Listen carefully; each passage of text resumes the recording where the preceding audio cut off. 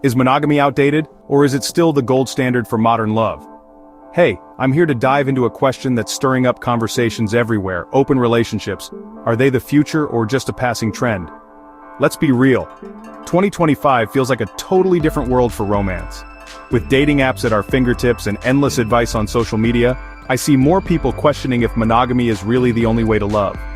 So, what's an open relationship anyway? Simply put, it's when partners agree, openly and honestly, to explore connections outside their relationship. It's not cheating, it's not sneaky. It's two people saying, hey, let's make our own rules.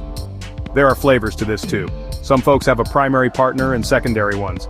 Others go swinging or practice what's called relationship anarchy. No labels, just love. Then there's solo polyamory, where you're your own primary but still connect deeply with others. Now, why are so many people drawn to this? First, freedom. There's a thrill in exploring new connections without shame or secrecy.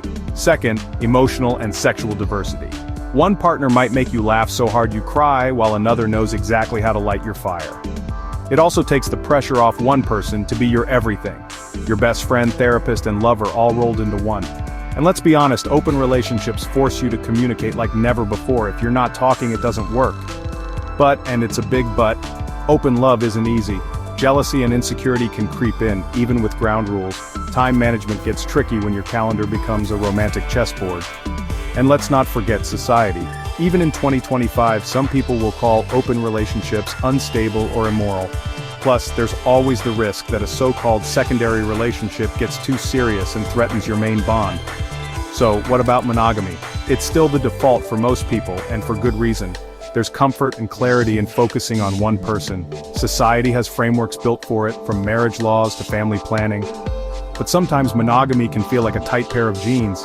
Safe, but a little restrictive. Over the years, people change, and what worked in year 1 might not work in year 10 or 20.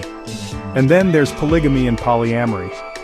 Polygamy, multiple spouses, is legal in only a few places and usually tied to tradition.